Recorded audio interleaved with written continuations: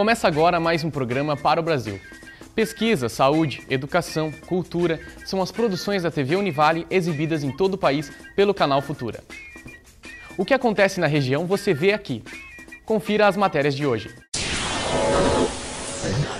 Uma cidade revelada. Informações preciosas organizadas por pesquisadores da Univale formam o Atlas Socioambiental de Itajaí. Uma escola onde se aprende a cuidar bem da coluna. Saúde na aldeia. Como o governo trabalha com a saúde indígena. Vamos viajar pelo mundo dos livros. Conheça o projeto que incentiva a leitura distribuindo livros pelas ruas. E um livro que ensina português aos estrangeiros. Você vai ver também o talento dos alunos da universidade que dão voz e ritmo ao coral da Univale. Tudo isso a partir de agora. Depois de um levantamento que durou 2 anos, pesquisadores da Univale reuniram informações que resultaram no Atlas Socioambiental de Itajaí, uma publicação rica que revela a cidade por inteiro. As curvas do rio Itajaí-Açu foram inspiração para a capa do Atlas Socioambiental distribuído para as escolas e instituições do Estado. Nas páginas do Atlas, desenvolvido nesses laboratórios da Univale, estão quase 2 anos de estudo, pesquisa e colaboração de outras instituições para formar esse raio-x da cidade. É interessante a gente resgatar, né, a cultura da pesquisa, né, que a gente, na verdade, está sempre pesquisando, né, de maneira geral, mas hoje com uma tendência de usar a internet, né? Então, assim, a ideia do livro impresso também é esse resgate do tato, né, de você tá tendo o papel e né, tendo essa interação. E também a questão de que as pessoas providas de informação se empoderam, né, da possibilidade de estar contribuindo mais com os processos, né, de transformação, né, do ambiente, de uso mais adequado do ambiente, né? É uma viagem por lugares que muita gente desconhece, mas por situações bem conhecidas da população, como as cheias causadas pelos rios Itajaí-Açu e Mirim. O uso mais adequado do ambiente, como falou a pesquisadora, é um dos grandes aprendizados do Atlas Socioambiental. Pontos positivos e negativos de uma cidade em constante mudança. O que talvez pudesse estar chamando a atenção, a gente tem um conjunto de unidades de conservação aqui no município, né? Se a gente conseguir efetivar esse conjunto de unidades de conservação, a gente vai ter um sistema municipal de unidades de conservação com diversas categorias e possibilidades, né? Outra questão que a gente vê assim na problemática é o uso dos espaços verdes, assim, né? Vem sendo utilizados de maneira não planejada, né? E a gente percebe que esses espaços são importantes porque a gente vive numa região sujeita a receber toda a energia que vem do sistema da bacia hidrográfica do rio Itajaí-Açu. A proposta do Atlas, que também pode ser aplicada em outros locais, é formar uma cidade inteligente com a ordenação da mobilidade urbana e com um crescimento respeitando os espaços ambientais. Eu acho que inicialmente são aquelas cidades que cumprem com as políticas públicas em curso. Então nós sabemos que no Brasil nós temos várias políticas públicas, como é o caso do Estatuto da Cidade, política de recursos hídricos, lei de gerenciamento costeiro, a política de mudanças climáticas. Ou seja, são políticas públicas que existem, que são políticas de Estado, mas muitas vezes elas não são adotadas pelos municípios. O que se propõe para Itajaí nesse Atlas de uma cidade inteligente, por exemplo? Bem, a gente está propondo exatamente o que? A criação de espaços verdes, ou seja, tentar fazer com que as funções das cidades elas sejam cumpridas.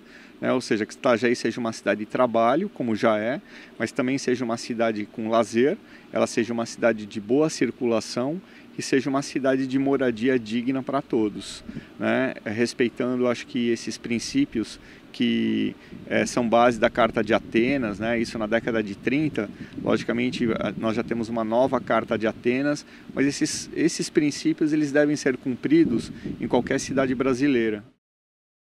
Lições de saúde e bem-estar para quem sofre com um problema que atinge milhões de brasileiros: a dor nas costas. A postura correta, os exercícios, fazem parte das disciplinas da Escola de Coluna que funciona na Univale. 2 encontros por semana para conhecer mais o funcionamento de músculos e ossos. Aqui não existem pacientes, a regra é aprender praticando. Hoje o tema da aula é caminhar corretamente. Quando a gente caminha assim, o corpo mexe mais. Então quase que vai rebolar. Mas é bom. Tenta soltar os braços também, tá? Sob o olhar e a correção das fisioterapeutas, essas senhoras que sofrem de dores na coluna ganham novamente a liberdade do seu ir e vir e se tornam responsáveis no seu próprio processo de cura. O nosso objetivo é fazer com que as pessoas elas percebam melhor o corpo delas. Quando elas conseguem perceber melhor o corpo delas, elas vão participar melhor do tratamento, ele dá muito mais resultado. Não adianta nada a gente entrar com todas as técnicas que a gente puder colocar aqui, ter equipamento de última qualidade, se quando eles saem do nosso consultório, eles passam a fazer tudo do modo errado ou convencional, como eles sempre estavam acostumados a fazer. O jeito que a gente caminha, como a gente coloca o peso no nosso pé, peso do nosso corpo nos nossos pés, certamente vai interferir na nossa curvatura, que é o que elas já aprenderam aqui, né? Como é que funciona a coluna, as curvas fisiológicas, e o jeito que a gente caminha, sem dúvida nenhuma, aumenta essa sobrecarga. Se a gente caminha errado, a gente não cumpre as etapas adequadas do jeito de caminhar, isso prejudica, isso piora o problema que ela já tem ou pode até vir a causar um problema na coluna. Terezinha trabalha como copeira e sempre sentiu dores nas costas. Após desenvolver hérnia de disco e artrose, o ortopedista a encaminhou à Escola da Coluna. Eu já senti bastante melhora, bastante mesmo. Menos dores e bastante assim, o dia a dia mais prático. E também importante também é não só fazer aqui, né, fazer em casa. Nas aulas, a troca de vivências com as colegas torna muito mais fácil encarar as limitações e assimilar o aprendizado. A dona de casa, Maria Juraci, se recupera de um acidente vascular cerebral. Ao conhecer mais sobre o funcionamento do próprio corpo, ela consegue controlar algumas das sequelas de movimento causadas pelo AVC e já se livrou das muletas. E está me ajudando bastante. A dor da coluna, já durmo a noite toda, de manhã não sinto nada, levanto. Que eu de manhã para levantar eu não trabalho, agora não sinto mais nada. Eu digo, olha, tá. Como é bom quando a gente faz direitinho também, né? Como manda. É que não é só aprender e depois não praticar. É isso aí, né? As aulas na piscina fazem parte do programa que tem duração de 5 semanas. No ambiente líquido, a carga sobre as costas diminui e as alunas podem fazer os exercícios e sentirem o corpo com mais confiança. A clínica onde se realizam as aulas fica dentro da Universidade do Vale do Itajaí, mas o conhecimento em saúde se espalha para muito além dos muros da academia. Após 5 décadas trabalhando com serviços gerais e muitas dores nas costas, Jurema recebe conhecimento em saúde e não o guarda só para si. Além de eu cuidar da minha postura, eu ainda levo para minhas companheiras, né, amigas de serviço, e para minhas 2 filhas e para meus filhos, meus netos, né, que eu cutuco. E olha, senta direito, olha a avó, eu digo assim, né. A Escola da Coluna foi criada na década de 60 na Suécia. A ideia é antiga, mas a necessidade continua atual. Nossos hábitos de vida, a maneira como a gente lida com o nosso dia a dia, com o nosso corpo, são os que mais causam esses problemas. Então, acho a proposta extremamente atual. É uma proposta que permite essa participação, como você comentou, uma proposta que permite também a integração. A medicina tradicional se aliou à sabedoria e o conhecimento da população indígena para levar mais saúde para as aldeias brasileiras. Médicos, enfermeiros e líderes espirituais juntos para melhorar a qualidade de vida dos índios, uma prática que já vem sendo desenvolvida na aldeia Guarani de Biguaçu. A reunião na Casa de Reza é a integração do conhecimento. Profissionais do Ministério da Saúde ouvem atentos o relato dos índios para entender melhor a cultura guarani. Com 103 anos, o líder espiritual da aldeia Guarani de Biguaçu, em Santa Catarina, conhece a mata e o que pode ser tirado dela como remédio. A cura é auxiliada pelo conhecimento dele. Eu ia deixar um médico de vocês? Não, porque mais tarde a gente precisa. Então, como nós estamos fazendo contato, aí que eles estamos fazendo contato, não tem? Se eu não consigo dar meus problemas da minha equipe, então entrego para ele. Se de lá não consigo, então ele manda para cá, então nós... Né? Algumas vezes eu vejo primeiro e encaminho para ele, algumas vezes ele vê primeiro e me chama para dar a minha opinião, quando ele acha que é algum caso que precisa de mais acompanhamento, como algum exame ou algum suporte assim até às vezes internação, né? E às vezes é o contrário, às vezes eu que chamo ele ou encaminho o paciente para atendimento com ele. E às vezes a gente vê junto, como no caso, às vezes eu estou aqui, o paciente está ali, ele me chama, daí a gente examina a pessoa junto, troca uma ideia e a partir daí cria um plano de tratamento comum. Né? A medicina tradicional vai entrando na aldeia como um complemento. Geraldo é discípulo do avô que passa para ele tudo o que já sabe. Vai ser o futuro líder espiritual, mas reconhece os ensinamentos que vêm de fora, dos profissionais da saúde que podem auxiliar em muitos casos. Hoje já é assim, mais facilidade, né? Então, porque só imagina não ter mais mata, né? Que muitas ervas medicinais tradicionais que a gente procura, às vezes não tem na mata. Né? Então, às vezes a gente procura um médico mesmo, né? Que às vezes é para aquela pessoa, né, um tratamento especiais, né, principalmente. Às vezes não tem remédio aqui na mata, né? Então a gente procura um médico, né? Então um remédio já de fora mesmo. Antes de 88, a competência da assistência, tanto na saúde, educação, habitação, terras, era competência da FUNAI, né? Em 90, a partir da década de 90, foi criada uma lei dentro do Sistema Único de Saúde que previu o atendimento da população indígena nas suas terras indígenas, né?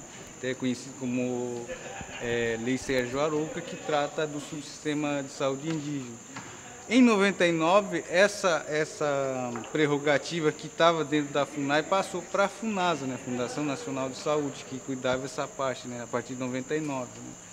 Em 2008, a gente conseguiu, com o movimento indígena, a criação de uma secretaria especial dentro do Ministério da Saúde, né? Que hoje é a competência dela de dar assistência dentro das aldeias. Né? O forte hoje da Secretaria Especial de Saúde Indígena é ter pessoal capacitado para estar atuando dentro das comunidades. Né? E essa capacitação vem dentro da linha do integral.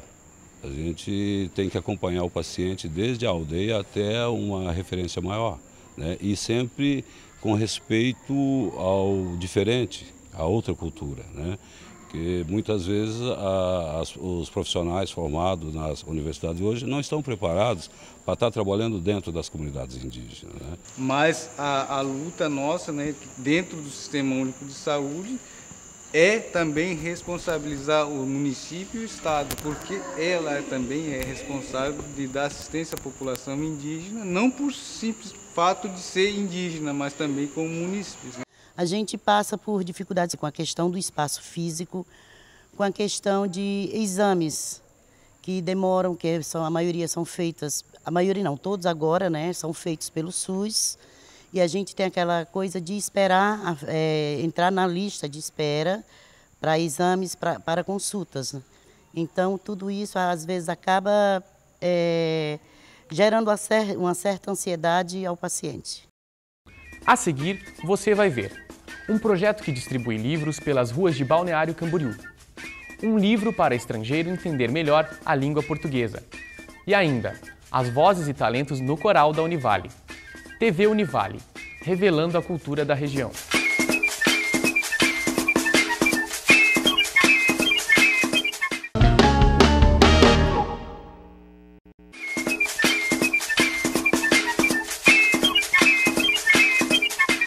Incentivar a leitura através de projetos que levam o livro até a comunidade. Nas ruas, nos shoppings, nas salas de aula, todos viajam através da literatura. As pessoas passam, olham desconfiadas. Os livros estão espalhados pelos bancos do calçadão da praia. Raro ver esse tipo de material por aqui. Mas ninguém esqueceu não. É um projeto de incentivo à leitura que já espalhou 80 livros pela cidade. Passe Adiante surgiu para a gente agregar também aos clientes e a comunidade como um todo da cidade, porque a ideia é distribuir realmente fora também do shopping. Tem dado resultado? As pessoas comentam, falam sobre isso? Muito, muito. A gente tem o feedback das pessoas através das redes sociais. E as pessoas ficam surpresas, a primeira reação da pessoa é de surpresa de ter acesso ao livro em qualquer local público que ela esteja. Então, por exemplo, a praia, academias de ginástica, universidades, a gente também está deixando nesses pontos. As informações estão no selo da capa e no fichário na parte de dentro. Quem lê, anota e deixa em qualquer outro lugar público. Eu acho muito legal, porque talvez a pessoa é incentivada a fazer a leitura. Tem muita gente, como se diz na minha idade, 72 anos, que deveriam ler, porque a leitura é número 1 para o ser humano e para o cérebro. Estou certa?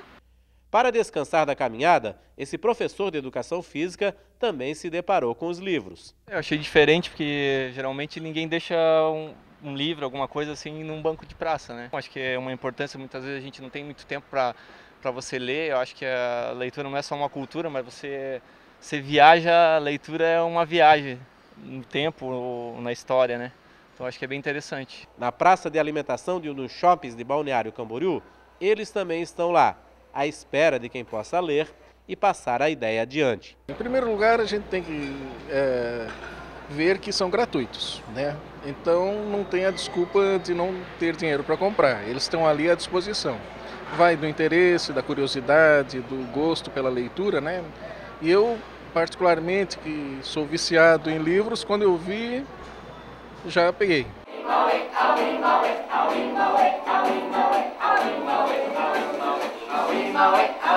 O incentivo à leitura ganha reforço ainda maior em sala de aula. Essa turma dos cursos de licenciatura da Universidade do Vale do Itajaí leva música e contação de história para desenvolver o gosto de ler nos alunos do ensino fundamental das escolas públicas. A contação de histórias é um aperitivo para que a criança chegue ao livro. É uma estratégia que nós usamos, né, para agradar a criança, chamar sua atenção para o livro. E na sequência da contação de histórias, nós fazemos a roda da leitura, que é um momento sagrado, aquele momento silencioso da criança com o livro, em que a criança conhece a obra pelas mãos, pelos olhos dela. De forma geral, a cultura, a forma com a qual nos relacionamos com o livro é que de alguma maneira não nos provoca, né, faz com que o livro, em determinados momentos, não tenha um sentido tão significativo na vida das pessoas. E acho que diversas ações, né, nossa aqui na universidade, junto ao incentivo de deixar livros em praças e deixar livros em espaços públicos para que as pessoas tenham acesso, são todas iniciativas que possibilitam com que a pessoa tenha contato com esse material, que fortifiquem a ideia da relevância do livro na formação do sujeito. A dificuldade de aprender a língua portuguesa. Um professor da Univale resolveu desmistificar o assunto e reuniu num livro ferramentas que possam facilitar esse aprendizado. Eu queria falar pipoca e eu falei pipica. As palavras de todo um dicionário não descrevem a atenção na hora do aprendizado. Estes americanos vieram para o Brasil, em Santa Catarina, Itajaí, para uma missão religiosa. Mas aqui encontraram um desafio, a língua portuguesa. Será que o nosso idioma é difícil para eles? Acho que primeiro a pronúncia, né? Às vezes, quando a gente chega aqui, nós não entendemos nada, né? Só faz assim, sim. Partes de gramática é muito difícil para mim, mas quando você entender padrão de português é muito fácil. Conjugações é um pouco difícil, mas eu estou aprendendo. Eu comecei em Blumenau, tinha um companheiro brasileiro, eu falei com ele. Cada dia eu estudo as escrituras em português, eu gosto de ler em português. E estou falando com as pessoas e escutando. Tem que escutar, prestar bastante atenção. A dedicação de 1 hora por dia do estudo de Patrick não dá conta de toda a complexidade da língua portuguesa. Ainda, quando as pessoas falam bem rápido, eu acho que eu não entendo muito bem, mas a maioria das pessoas eu entendo. Então, a adaptação depende da situação, mas os sotaques, eu ouvi muito sotaque aqui em Santa Catarina. Eu tenho um companheiro, um amigo, que ele ele é um nordestino e ele tem um sotaque diferente, então depende da situação. Mas estou ainda aprendendo português, estou estudando as palavras, gramáticas e coisas assim. Mas há quem acredite que aprender a língua oficial do Brasil nem é assim tão difícil. Eu não acho que o português seja mais difícil de aprender do que outros idiomas. Eu acho que todos eles exigem o mesmo preparo. O que a gente observa como professora de inglês para brasileiros e professora de português para estrangeiros é que normalmente o aluno, principalmente os alunos que a gente mais tem aqui, que são os europeus ou os americanos, o aluno é mais dedicado, ele aprende mais rápido. E para dar um empurrãozinho, os pesquisadores da Universidade do Vale do Itajaí lançam um livro sobre o aprendizado do português nos Estados Unidos. O livro explora, na forma de 12 artigos, a experiência de professores, pesquisadores com o ensino de português nos Estados Unidos. O livro reflete a importância do Brasil para as outras nações. O Brasil, há algum tempo, vem representando um interesse para o mundo econômico, político. E a língua é um fato social. O Brasil, com a extinção da inflação e a eleição de governos democráticos, fez com que a nossa economia se estabilizasse e a nossa política externa diversificasse as exportações do Brasil. Você acha que daqui para frente vai ser importante aprender o português? Acho que sim, porque então é muito importante aprender qualquer língua, idioma, mas português é muito bom, especialmente porque o Brasil é crescendo e a economia aqui é crescendo também. Mesmo com a economia crescendo, o Brasil ainda tem mais espaço a vencer. Se o aprendizado do português é pouco comum fora do país, aqui mesmo no Brasil, a língua ainda precisa ser valorizada. As universidades americanas há mais tempo formam professores de português como língua estrangeira do que as nossas, as instituições brasileiras. Aprendizado, vozes, revelação de talentos e incentivo para continuar na universidade. Você vai ver agora os bastidores e também os espetáculos do coral da Univale, formado na maioria por alunos que recebem incentivo como bolsa de estudo para soltar a voz. Uma mistura de vozes e idades em um repertório que é aperfeiçoado toda semana. O entusiasmo e o compromisso fazem parte dos ensaios.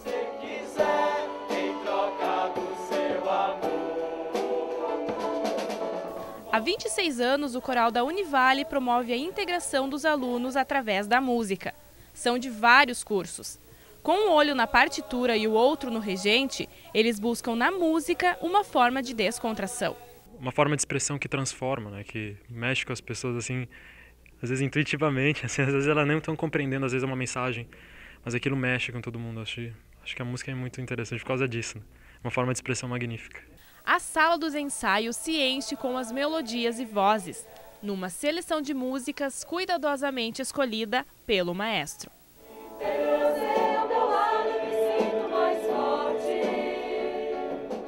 É uma chance de aperfeiçoamento também para quem quer seguir carreira como músico. Para mim a música é assim, eu não me vejo sem ela, né?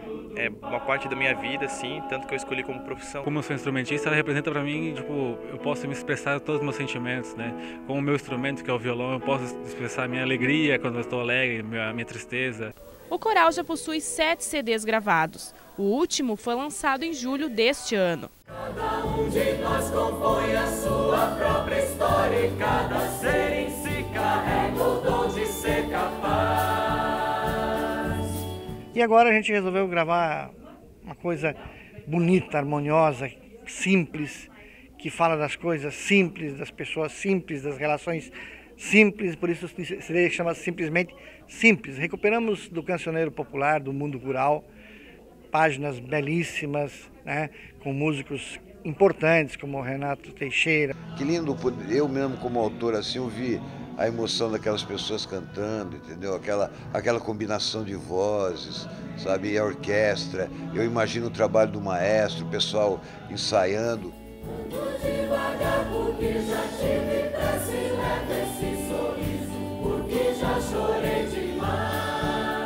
A dedicação dos alunos tem recompensa. Contato com grandes compositores, todo o benefício que a música oferece e descontos na mensalidade. São 28 bolsas de estudos para os coralistas. Uma forma também de possibilitar a permanência de muitos desses integrantes na universidade. Eu tenho hoje músicos importantes na cidade que dizem isso sempre. Olha, eu conseguia fazer a minha faculdade porque eu tive a bolsa do coral. Eu, além de estudar para me formar, eu faço o que eu gosto e ganho a bolsa para poder fazer todas as matérias, então me ajuda demais. Vai uma chalana, bem longe se vai, botando o remanso do Rio Paraguai. E o programa Para o Brasil fica por aqui. Até o próximo programa.